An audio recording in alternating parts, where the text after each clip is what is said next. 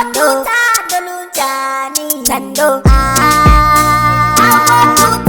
yaze ngokuhlungu uthando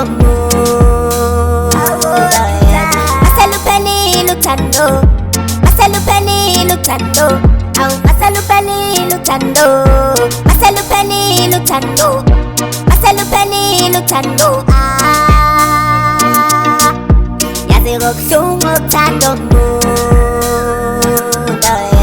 maseluphelile uthando maseluphelile uthando awu maseluphelile uthando maseluphelile uthando maseluphelile uthando uyibulele imizwa yami uyibulele imizwa yami masongishiya sithanda ngishiyela abanye masongilahla dala ungilahlela abanye mina ngisafuna ukuhamba nawe kumarekhabethe mina ngisafuna ukuhamba nawe kumarekhabethe kanti ubani amawayingane kanti ubani amawayingane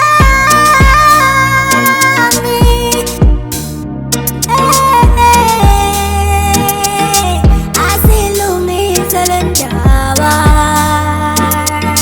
angikhona ukulala angikhona ukudla angikhona ukwenza lutho angikhophi mina without you in my life angikhona ukukhopha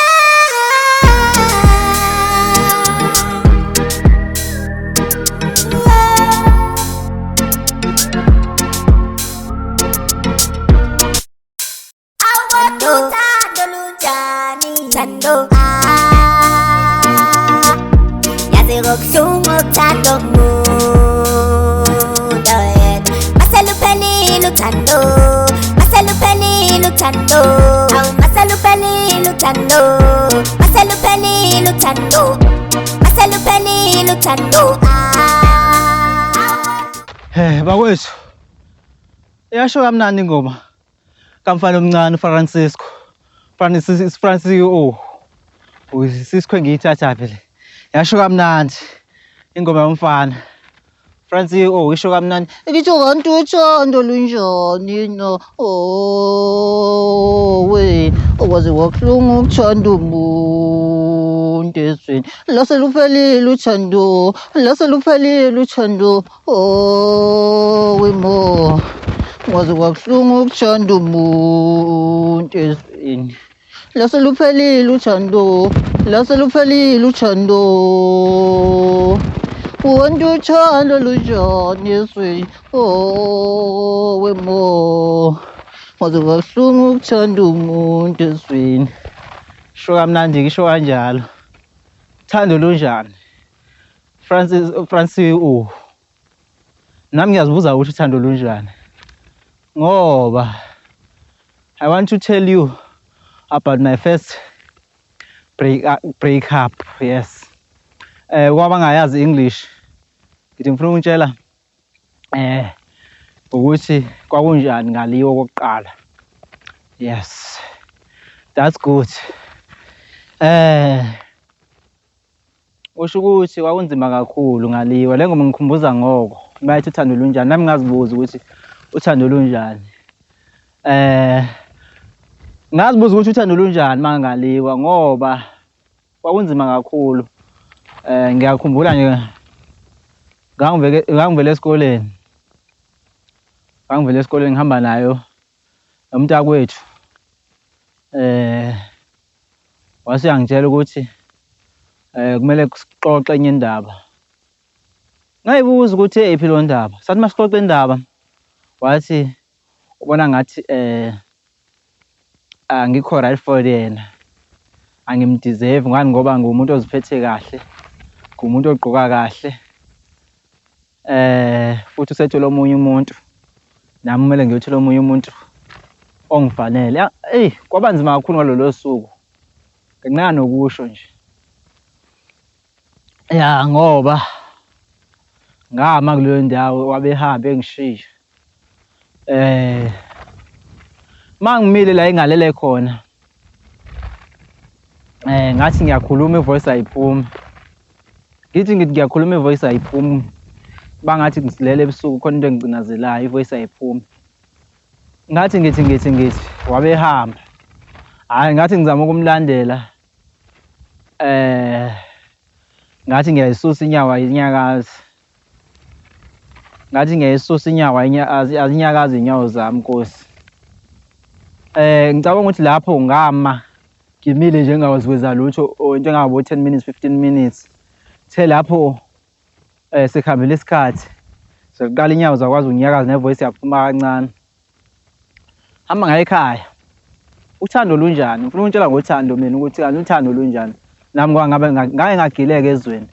The lapho mase ngisuka ekhaya I decided ngoba ngake is English ngisho ukuthi nga decide I decided to go and sleep. Ngahamba ngawulala. Ke lapho ngahlala endlini ngangadli ilanga lonke. Angidlanga ilanga lonke lapho ekhaya mabe nginokhela angikwazi ukukhuluma futhi ivoice ifike ibuye yahamba bayitshela ukuthi angikho ekhaya kanti ngikhona qa ngidlala ukwaliwa. Ngifuna ukutshela ngamantombazane that's why I decided ukuthi ngizigqokele kahle ezweni ngingana kumantombazane ngizolusula inkomo zakithi njengongibona nje manje. Angihluphi intombazane ngoba ngaphoxeka. I think kwadlula u5 days ngole6 ilapho wakwazi khona ukungena ispoon emlonyeni. Ngangakwazi nokuthi mhlambe umuntu wesifazane nje ngangithi mangibona iskate vele izwi lami lihambe noma senikewe ecingweni izwi lami vele lihambe lisho ivoice sami. Ngazibuza ukuthi kanti uthando lunjani lo we ukwaze kwahlungu ukuthanda umuntu wembo lase luphelile uthando esweni. Ngazibuza ukuthi uthando lunjani kanti ngani ngoba kusukela ngoko ilanga ngaqala khona ukudecide ukusenga. Kwadlula isikhashana ngidecide ngakudecide emva kwesikhathi ngiqala ukuhilisha ukuthi angizigqokela ngiziswenkele umuntu ongithandayo sengiyamthula ngendlela but mina manje ngiright nginje mina ngishimana because I decided ukuthi umuntu wesifazane uyingozi kumuntu wesilisa. Mina ngacishe wahambelwa ivoice ngacishe ngangakwazi ukuhamba kencane into engayizwa yokuqala ungangiyizwa okokuqala empilweni yami ukuthi angisathanda umuntu ngangifisa umshado naye ngase ngibona uma weyingane ngibona konke lapho ke ngaphoxeka. I think I was 12 years kuba ngiphazama or la ku11 years. Namanje angahilisha but ngizoba right ngoba nami khona engidalele yona ukhona soulmate wami. Ngitho iwembo wazokahlungu ukuthanda umuntu esweni lase luphelile. Ngiyafisa lapha ekhona ukuthi athi hamba lapha ehamba khona ngeshela athi uyazama ukugqoka igqebhezane phambi kwabafana abafana bamdlule kunjalo. Athi yezama ukuba inbox abafana bamblothike. Athi uyazama ukubafonela abafana bambloke. Athi uyahamba nabangani bakhe weshela abangani bakhe ukusala abanye abafana abawu3 bangameshela bebawu3 ehamba nabangani bakhe basale naye bebawu3 bave bazibonela ngathi umfana nje. Ngimfisela okuhle kodwa empilweni ukuthi angeshelwa ngoba angifuni ukuthi aphoxeke othandweni. Angeshelwa bangathi uyanuka phambi kwabafana mayehamba phakathi kwabafana bangathi uyanuka mayehamba phakathi kwabafana bangathi uyinje file kanje unuka kabi nje ngoba ngifuna ukuthi aphoxeke ethandweni.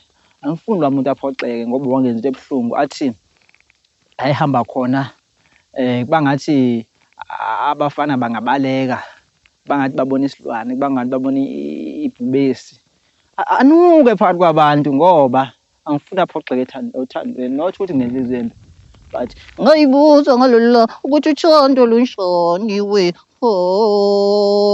iwe mo okwazi kwakuhlungu ukuthanda umuntu esweni. Waseshila uFrans CEO esweni. Bakwethu yekani ukuhlumeza abafana ngoba into yangenzakalela kule minyaka angifisela umuntu yokwaliwa. That's why I decided ukuthi ube nje ngitho yembo okwazi kwakuhlungu ukuthanda umuntu esweni lase luphelile uthando lase luphelile uthando wembo.